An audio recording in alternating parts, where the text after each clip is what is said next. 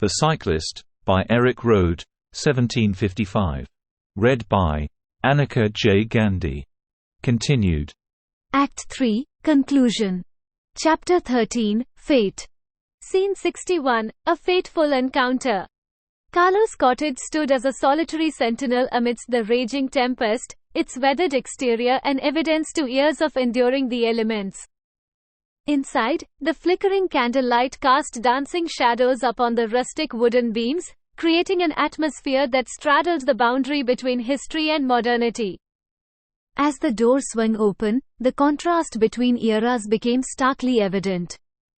The young American couple, Robert and Allie, entered, their faces still glistening with raindrops, their clothes soaked from the relentless downpour. Their presence was a vibrant intrusion into the tranquil nostalgia of the cottage. Carlo, a portrait of both curiosity and caution, greeted them. His lined face held traces of a storied past, and his eyes betrayed a mixture of trepidation and hope.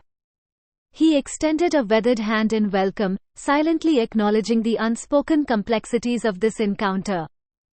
Ponti, Carlo's beloved wife, lay nestled in her bedroom, her face etched with pain. The years had woven tales of shared joy and sorrow into the lines on her face. The throes of anguish emanating from her, though, were unlike any Carlo had seen before. Carlo hovered nearby, his anxiety palpable. A whirlwind of emotions churned within him, the past and present colliding like tectonic plates. The weight of his memories, bitter resentments that had festered, and the haunting tragedy involving his son and an American, hung heavy in the air like an unspoken curse. Yet, as he watched Robert and Allie, wet and bedraggled, seeking refuge within his home, there was an undeniable shift in the atmosphere. The warmth of the hearth, the flickering candles, and the presence of these strangers brought with them a sense of change, a whisper of redemption threading its way through this unexpected meeting. In the heart of the storm, within the walls of Carlo's cottage, the past and present collided, setting in motion a series of events that would alter the course of their lives forever. Scene 62, A Glimpse of Redemption. Robert, the American man, stood like a beacon of hope at the very threshold of Carlo's rustic life, his presence a revelation in the quiet cottage. Carlo, a mixture of trepidation and curiosity, guided Robert and his wife, Allie, into an adjoining room, his movements precise and caring. Inside, Robert helped Allie settle into a cozy, well-worn bed, ensuring her comfort before gently withdrawing to return to the main room. The air was thick with anticipation and unspoken questions, and Carlo knew that proper introductions were necessary, considering the gravity of the situation. He could not ignore the agonizing sounds emanating from down the hall where his beloved Ponti lay, battling her own affliction.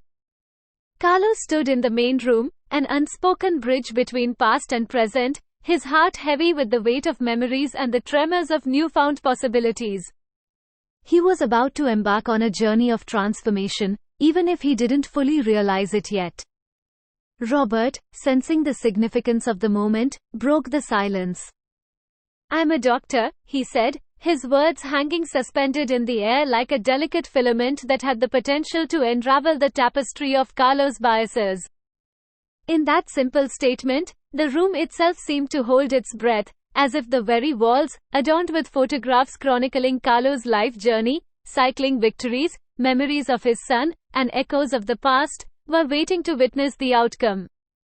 In this room, under the watchful gaze of those who had come before, Carlo's perspective began to shift. The doctor's expertise and his gentle, empathetic nature served as a reminder that life wasn't bound by nationalities or past grievances. Carlo's internal turmoil raged like a silent tempest, a fierce battle between the shackles of history and the delicate tendrils of newfound understanding that were beginning to take root. Scene 63, A Race Against Time. After Carlo had explained the dire situation with his wife, Ponti, Robert wasted no time. He swiftly retrieved his black medical bag, a beacon of hope in this rustic setting, and rushed to see Ponti. Her anguished cries had become the focal point of the room, an urgent call for action that transcended language barriers and history's grudges. Robert's transformation from a stranger to a savior was both swift and undeniable. Every move he made was deliberate, a dance of practiced skill as he examined Ponty with meticulous care. Carlo, once a young man who had raced against time on a bicycle, now found himself a spectator in a different kind of race, one where the finish line was the alleviation of his beloved wife's suffering. The cottage, which had stood as a bastion of solitude and, at times, resentment, was transformed into a haven of healing. The boundaries of nationality and past grievances dissipated like mist under the morning sun. Robert's hands worked deftly, guided by both experience and empathy, and his soothing words became a symphony of reassurance to both Ponty and Carlo. As Robert administered an injection and a couple of pills with instant results, Ponty's pain subsided. The walls of the cottage seemed to exhale a collective sigh of relief, the very timbers resonating with a newfound serenity. In Carlo's heart, an unexpected bloom of gratitude unfurled, a gratitude for the doctor who had come uninvited yet had been wholeheartedly welcomed, for the chance to rewrite narratives that had long been etched in bitterness, and for the hope of redemption in the most unforeseen circumstances. Outside, the rain continued its rhythmic downpour, an echo of life's unpredictability and challenges. But within the cottage's walls, the rain's melody was joined by a new, gentle hum, a melody composed of shared humanity, forgiveness, and the profound realization that even amidst life's fiercest storms, there were moments of grace waiting to be embraced. Scene 64, The Miracle of Life. The night deepened, its inky tendrils weaving a tapestry of shared efforts and emotions within the cozy confines of Carlo's cottage. Carlo and Robert, once strangers brought together by an unforeseen twist of fate, now stood united in their mission to aid Robert's wife, Allie. In this intimate space, their differences, of age, nationality, and past grievances, seemed to fade into insignificance in the face of the life-altering event unfolding before them. Carlo's weathered hands, marked by the scars of time and toil, and Robert's practiced touch, honed through years of medical expertise, intertwined seamlessly as they supported Allie through the waves of labor pains. The flickering candlelight, casting ephemeral, dancing shadows on their faces, was the sole witness to their quiet yet determined resolve. In the room, whispered encouragements and the rhythmic sound of Allie's measured breathing created a soothing symphony, each note harmonizing with the next.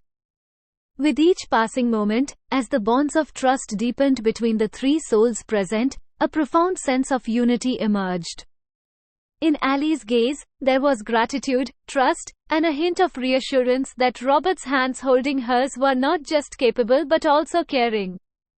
Carlo, once a young boy who had ridden tirelessly through rain and darkness to secure a doctor for his ailing relatives, now stood as a pillar of strength and experience.